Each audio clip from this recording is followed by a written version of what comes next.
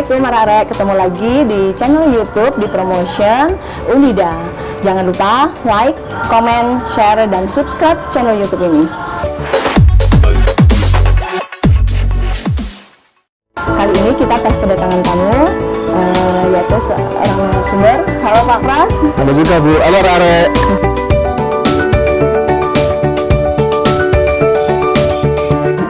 Dia adalah seorang dosen dari program studi agroteknologi. Baik, sehat Pak Pras? Alhamdulillah sehat. Sepertinya di era pandemi ini, kesehatan itu ada sesuatu hal yang penting di atas segala-galanya gitu ya Pak ya? Ya harus, jadi kita jangan terkungkung dalam ketakutan sakit. Harus sehat terus, supaya tetap bisa berkarya. Jadi begitu arek ya? Sesuai dengan tema kita kali ini ya Pak ya. Kali ini kita akan membahas tentang bagaimana peningkatan sistem imun tubuh dengan memanfaatkan tanaman-tanaman. Baik Pak Pras, mungkin kita langsung saja untuk bincang-bincang kita kali ini. Pak Pras, apakah memang betul ada tanaman, kira-kira tanaman yang memang bisa bermanfaat untuk meningkatkan imun kita ini? Tanaman itu sebetulnya banyak ya, jadi meningkatkan sistem imun, hampir semua tanaman meningkatkan, cuman ada yang menonjol, ada yang tidak. Nah itu yang juga arek-arek perlu ketahui juga Bu ya, mungkin ya. Jadi ada tanaman tertentu yang kandungan imunnya itu tinggi meningkatkannya, ada yang biasa saja, mungkin begitu. Berarti mungkin ada kandungan-kandungan yang ada di dalam tanaman itu gitu Pak ya? Iya betul. Kira-kira kandungan apa itu Pak yang mungkin sangat penting untuk meningkatkan sistem imunnya? Oke, jadi sebelumnya yang perlu kita ketahui dalam tanaman itu sendiri, itu kan ada fitohormon, ada fitokimia. Biasanya kita sebut biofitokimia. Betul. Nah, kandungan-kandungan inilah yang biasanya akan membantu kita meningkatkan sistem imun tubuh kita. Nah, itu juga mungkin arek-arek juga harus tahu itu kalau yang utama di era pandemik ini itu kita punya empat biofitokimia yang menonjol. Yang pertama vitamin C. Nah, vitamin C ini kan hampir semua orang udah tahu. Vitamin C ini dia bisa meningkatkan. Terus kemudian yang kedua vinkristin. Nah, terus yang ketiga itu antosianin. Yang keempat alkaloid. Gitu. Mungkin berarti, itu. Ada kandungan yang kita sebut tadi dengan fitokimia ya. Mungkin bisa sedikit diuraikan dulu Pak, fitokimia itu apa gitu? Dengan kandungan-kandungannya itu tadi. Mungkin arek-arek ada yang masih belum mengerti gitu ya. Apa sih itu sebenarnya fitokimia dan juga 4 bahan fitokimia itu yang sangat penting bagi sistem imun tubuh kita ya. Oke. Jadi gini, mungkin arek-arek juga sering tahu ya kalau kita bertanam misalnya ini terutama orang-orang ibu-ibu rumah tangga yang hobiis itu ya, remaja putri itu biasanya kalau dia tanam supaya cepat tumbuh akar apa, dikasih apa kan gitu. Nah itu biasanya kita sebut dengan fitohormon karena dia hormon. Tapi hasil-hasil dari tanaman itu yang kita misalnya kita peras, kita jus. Nah itu kebanyakan bersifat biofitokimia. Jadi perbedaan prinsipnya secara umum supaya arek-arek gampang bedakannya itu seperti itu. Mungkin begitu Bu. Jadi memang di dalam tanaman itu ada kandungan itu tadi yang apa ya istilahnya dia bisa kita manfaatkan dengan beberapa cara gitu ya. Istilahnya di kandungannya itu tadi yang kita sebut dengan fitokimia itu gitu Pak ya. Betul. Jadi memang tidak sama setiap tanaman gitu. Kalau tadi disebutkan tentang vinkristin, kalau vitamin C mungkin kita sudah sering dengar gitu Pak ya. Sudah populer lah. Sudah populer. Kalau vinkristin, alkaloid dan antosianin itu sebenarnya apa itu Pak fungsinya ya? Jadi yang perlu kita ketahui dulu jangan fungsinya dulu. Kalau fungsinya itu nanti terakhir setelah kita mengkonsumsi kan biasanya. Tapi untuk arek-arek itu yang penting bagaimana arek-arek itu bisa mengenali tanaman itu mengandung ketiga-tiganya itu. Nah, biasanya secara umum kasat mata arek-arek itu harus tahu Bu. Jadi vinkristin, antosianin, alkaloid itu biasanya terdapat pada tanaman yang berwarna merah keunguan. Jadi dia itu kandungannya banyak. Nah, kalau kita sudah bisa mengenali itu semua, baru nanti dalam arti kata pemasak ya. Nah, ini si pemasak itu baru ini digunakan untuk apa? Atau pengolah atau mungkin dicocol apa kalau orang apa dicocol itu apa dicolek dengan sambal gitu kan. Kayak semacam itu. Mungkin begitu Ibu. Ada ciri-ciri khusus tanaman itu yang kira-kira dia mengandung keempat bahan itu atau mungkin salah satu dari keempat bahan itu? Tadi Bapak tadi mengungkapkan ciri-cirinya gitu ya? Ciri-ciri, iya. Ya. Vinkristin, kira-kira ciri-ciri tanamannya apa? Kalau alkaloid apa? Antosianin apa gitu? Jadi kalau di sini kita kalau vitamin C sudah banyak paham ya, jadi nggak begitu Kalau tanaman yang banyak mengandung alkaloid, itu biasanya ciri utamanya itu tanaman itu getahnya kalau kita potol gitu kan, itu getahnya tidak terlalu bergetah. Itu ciri utama, maksudnya. Tapi tidak semua yang begitu selalu ada alkaloidnya. Tapi hampir dikatakan kalau yang nggak bergetah terlalu banyak itu alkaloidnya ada, hanya saja derajat kandungannya itu berbeda-beda. Jadi setiap tanaman ada yang memang dia bagus banyak, ada yang banyak gitu ya. Nah, terus juga sama juga kalau antosianin sama. Kalau antosianin itu kalau dia sudah mempunyai warna yang merah mendekati keunguan, jadi bukan betul-betul ungu ya, tapi dia merah keunguan, itu berarti dia kandungan alkaloid antosianinnya semakin tinggi. Nah, pada beberapa kasus ketika antosianin ini dia mengakumulasi tinggi, orang menyamakan dengan cyanida. Karena unsur kimianya hampir sama itu sebetulnya. Cyanida sebenarnya kita dengarnya agak-agak ya. Iya, jadi racun atau saya jadi teringat kopi cyanida.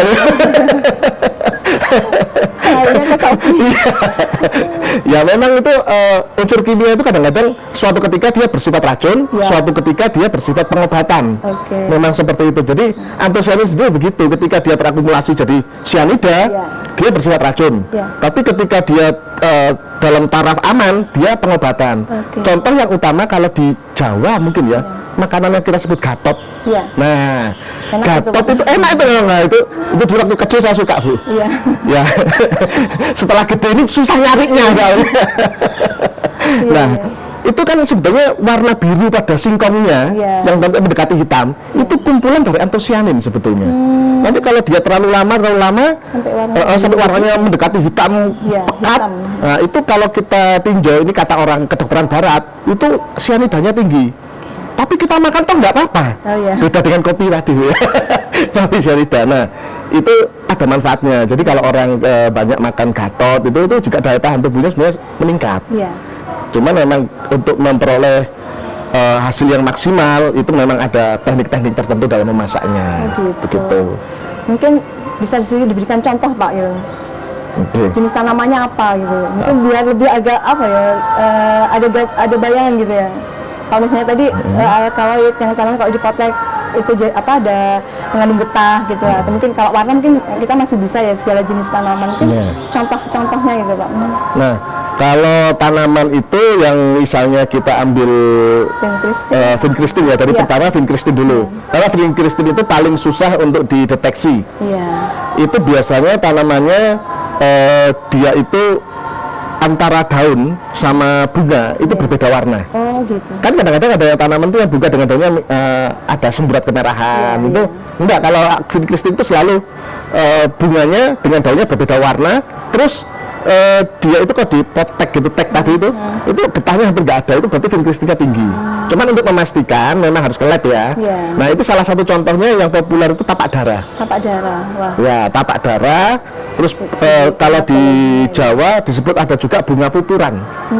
Nah, itu dia mengandung vinkristin. Cuman yang berwarna merah, vinkristinnya lebih tinggi dari yang putih. Kan ada dua macam ya. Terus kalau yang mengandung alkaloid, kalau yang mengandung alkaloid itu kebetulan di depan kita itu ada, itu bunga Rosa sinensis. Bunga sepatu. Bunga sepatu, betul. Bunga sepatu itu alkaloidnya juga tinggi. Nah, itu bisa kita gunakan juga. Terus kalau antosianin itu lebih banyak lagi, kan banyak buah-buahan maupun bunga daun yang berwarna merah keunguan. Contoh yang paling populer bayam merah. Bayam merah. Nah, banyak. Betul itu. Bisa ditanam ini. Selada merah. Tapi amaranthus pun sebetulnya bisa dimakan. Cuman amaranthus itu untuk orang kota, untuk tanaman hias kan mereka. Mereka nggak kepikiran untuk makan supaya pandemiknya lewat gitu. Sayang soalnya. Ya itu. Kayaknya makan tuh sayang karena dia belinya mahal itu amaranthus itu. Bunga hias kan karena itu. Nah, itu padahal tinggi sekali kandungan antosianinnya juga. Nah, itu contoh-contohnya itu. Contoh-contoh dengan berbagai. Berarti jenis tanaman, misalnya kita juga bisa memakan tanaman sayur atau tanaman buah gitu, Pak, yang bisa langsung dimakan. Kalau buah tomat mungkin, Bu. intinya yang berwarna gitu ya. Iya. Kalau kayak seperti bunga-bungaan atau mungkin itu harus pengolahan di bidang betul. farmakologi lagi gitu Pak ya. Bahkan saya juga menyarankan untuk arek-arek ini ya, kalau ke kafe beli jus tomat, itu wah itu anunya tinggi itu, alkaloidnya, antosianinnya, sehingga di era pandemik ini pesan itu aja. Ya arek-arek ya. Mungkin gitu. Bisa gitu ya. Oke, kalau misalnya kita memanfaatkan tadi ya sayur ataupun kalau buah bisa langsung dimakan gitu ya, buah berwarna. Lah kalau sayur ini untuk cara pengolahannya Pak, apakah sama dengan sayur-sayur biasanya gitu, ataukah mungkin mungkin ada sedikit tips untuk memasuknya supaya kandungan bahan fitokimia itu bisa kita peroleh dengan maksimal gitu. Jadi kalau sayuran itu entah itu nanti mau kita tanam di dekat rumah kita atau kita beli di pasar, itu dapat kita golongkan jadi dua Bu. Jadi mungkin arek-arek juga bisa memahami ini. Ada sayuran buah, jadi sayuran buah itu seperti tomat, terus kemudian cabai itu sayuran buah karena dia berbuah kan, sama sayuran daun. Kalau sayuran daun itu diolah biasa tidak masalah, asalkan kalau orang Jawa ngomong jangan terlalu blodrok. Jangan terlalu mateng. Jangan terlalu mateng. Nah, tapi kalau yang untuk sayuran buah, nah ini arek-arek juga harus paham, jangan dimakan mentah. Sayuran buah. Ya, jadi kayak tomat mentah, cabai mentah, itu tidak keluar khasiatnya. Jadi baik vitamin C-nya, karena dia berbeda, bukan asam ascorbat ya vitamin C-nya. Terus kemudian kandungan alkaloidnya dia tidak akan keluar. Nah, bagaimana cara yang terbaik? Dicor air panas, karena dia harus ada sedikit panas.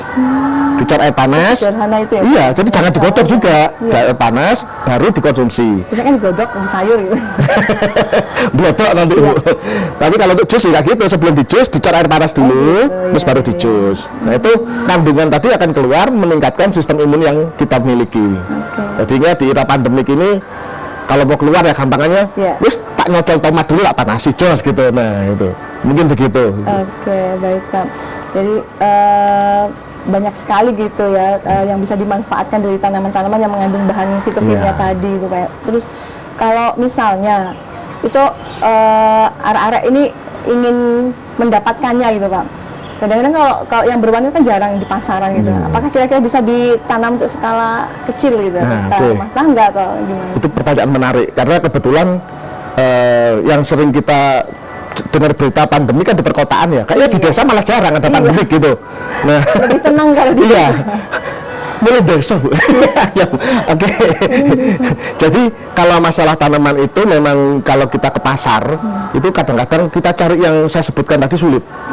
Bayam merah jarang yang jual. Ada mungkin mahal gitu. Iya. Nah sebetulnya kalau di perkotaan itu tanam aja dibiasa gitu bisa, karena apa yang saya sebutkan tadi itu merupakan juga tanaman hias. Seperti contoh tomat. Tomat yang paling banyak kandungan obatnya itu adalah tomat cherry. Tomat cherry yang bisa untuk hiasan ya orang-orang itu kandungannya lebih tinggi daripada yang tomat biasa. Terus tadi bayam merah. Bayam merah itu kalau dibanding dengan amaranthus lebih tinggi amaranthus. Sebenarnya ya, cuma tadi itu kembali lagi mau nggak makan itu bunganya, setelah dipelihara mahal-mahal terus dimakan. Sayang. Nah supaya nggak terlalu ya tanam aja lah bayam merah di sela-selanya. Kan nggak terlalu mencolok juga.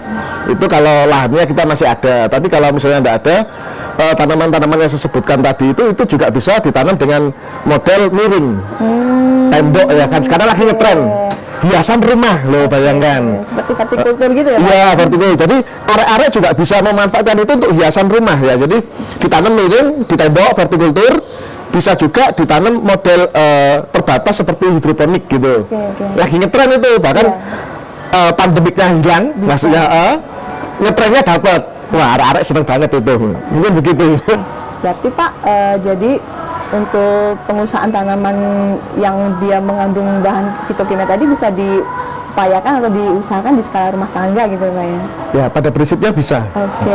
Kalau misalnya dari beberapa tanaman, terus untuk ketika kita mau mengupayakan di lahan sempit perkotaan, terutama ya tadi urban farming tadi urban farming, betul. Apakah memang kayak tanaman tomat atau itu apakah bisa gitu Pak? Apa harus pemilihan tanaman yang bisa diupayakan di sistem urban farming itu? Oke, jadi mungkin ini juga sekaligus sedikit masukan untuk arek-arek juga ya. Jadi kalau memang kita mau bertanam dalam skala sempit, katakanlah kita mahasiswa di kos misalnya, atau kita ibu rumah tangga yang lahannya langsung jalan gitu kan. Oke. Nah, itu bisa kita gunakan sistem-sistem yang disebutkan sebagai hidroponik ya. Orang-orang sini kenalnya hidroponik. Cuman orang-orang mikirnya hidroponik itu mahal kan gitu kan. Iya. Ternyata tidak, karena hidroponik itu ada bagian-bagiannya ya. Nah, itu bisa diupayakan seperti vertikultur ya. Terus kemudian hidroponik bertingkat. Nah, pemilihan tanamannya pun saya rasa nggak terlalu sulit. Jadi kita pilih dulu itu yang pertama itu tanaman yang mengandung vinkristin atau alkaloid atau tadi itu. Nah, setelah kita dapat tanaman itu, terus kita lihat yang cocok untuk yang kita tanam itu apa, sistem yang kita tanam itu apa. Nah, yang saya sebutkan di awal tadi, yang arek-arek juga dengar itu tadi, itu seperti selada merah, terus kemudian bayam merah, tomat cherry, itu semua itu kompatibel, jadi bisa diusahakan dengan vertikultur maupun dengan hidroponik sistem sederhana itu tadi, sehingga gampang lah. Jadi kalau arek-arek kebingungan atau ibu rumah tangga juga kebingungan, pakai itu aja. Dan itu indah kok, karena warnanya kan merah, ada kuning gitu kan, indah banget. Jadi disusun semacam eksterior ya, jadi langsung wah rumah atau kosnya jadi lebih indah, bermanfaat dimakan kan ya, menyehatkan, imunnya meningkat, loh kan, betul-betul kan arek-arek. Dari segi estetika juga tadi ya. Iya betul. Lihat yang indahnya kan semakin meningkatkan imun gitu Pak. Betul. Namanya menarik untuk dilihat gitu ya. Oke, atau mungkin juga bisa juga skala yang lebih luas gitu ya, misalnya memanfaatkan lahan yang kosong itu juga ketahanan pangan tingkat keluarga atau ketahanan tingkat RT RW bisa juga bisa gitu, jadi kalau memang mau ke arah sana itu biasanya kita mulai aja dari Dasar Wisma. Kalau itu ibu-ibu ya, untuk dari Dasar Wisma kan 10 rumah. Betul. Itu kita komunikasi, kamu nanam ini, nanam ini, nanam ini. Nah nanti selain dikonsumsi keluarga kan ada kelebihannya ini. Nah itu kita jual ke Dasar Wisma lain misalnya. Jadi ibu-ibu juga bisa berkontribusi gitu untuk menyehatkan keluarganya. Nggak perlu bingung gitu Pak ya. Iya, apalagi kalau bisa dikelola satu RT, ibu PKK biasanya ya. PKK satu RT, sekarang kan era online. Pasarkan saja secara online. Dengan embel-embel, ini anti pandemik. Wah, kan menarik itu arah-arah ya. Coba nanti yang kos pasti juga tertarik itu, income tambahan gitu. Ini gitu. Kalau terkait dengan warna, berarti kalau kira-kira kita mau nanam dimanapun, entah itu dengan urban farming atau mungkin di lahan, terkait dengan itu tidak Pak? Mungkin kalau kita nanam dia butuh kondisi yang bagaimana gitu, apa harus di tempat yang terbuka atau pencahayaan yang penuh atau gimana itu Pak? Untuk meningkatkan apa? Mengeluarkan apa ya, warna itu tadi itu ya, mungkin itu ya. Jadi memang kebanyakan tanaman-tanaman yang mengandung, saya sebutkan tadi mengandung vinkristin, kemudian alkaloid dan semuanya itu kebanyakan mereka tanaman yang butuh cahaya. Sehingga kadang-kadang kalau di masyarakat perkotaan yang sudah ngerti gitu, bagaimana mereka untuk meningkatkan cahaya itu, di areal tanamannya itu dikasih lampu. Jadi di sini cahaya ya, bukan UV ya, beda. Kalau UV kan matahari, ini hanya dia butuh cahaya supaya merahnya keluar. Nah, itu dia butuh paling nggak malam jangan dimatikan. Sampai malam juga ya. Siang justru nggak usah, kan ada matahari siang, tapi kurang banyak karena ketutup gedung kan. Terus malam dinyalakan, karena apa? Kebiasaan orang kota malam dimatikan, hemat listrik katanya. Ya nggak keluar itu nanti vinkristinnya dan sebagainya itu kurang lah gampangnya gitu. Baik Bapak, jadi intinya upaya menuju sehat itu bisa dilakukan oleh siapapun dan juga bisa dilakukan dimanapun gitu ya Pak. Oke, sebelum kita akhiri mungkin ada pesan-pesan dari Pak Pras gitu ya, untuk arek-arek semua terkait dengan kita supaya kita tetap sehat di era pandemi dan juga di era new normal ini Pak. Oke ya, mungkin pesan saya untuk arek-arek juga untuk ibu-ibu itu sama, jadi kita itu tetap bisa memanfaatkan lingkungan kita, tanaman sekeliling kita untuk meningkatkan sistem imun kita, terutama yang membawa vinkristin, kemudian alkaloid, vitamin C, terus kemudian antosianin tadi itu. Nah, terus juga arek-arek jangan lupa kita harus selalu berbahagia, karena bahagia itu obat yang nomor 1. Jangan fobia yang penting. Itu mungkin pesan saya untuk arek-arek. Baik, terima kasih Pak Pras atas info-infonya yang sangat bermanfaat bagi kita untuk memasuki era new normal ini. Baik, terima kasih. Mungkin demikian bincang-bincang kita kali ini. Tidak henti-hentinya saya untuk mengajak arek-arek untuk subscribe, like, dan komen, dan setelah share sebanyak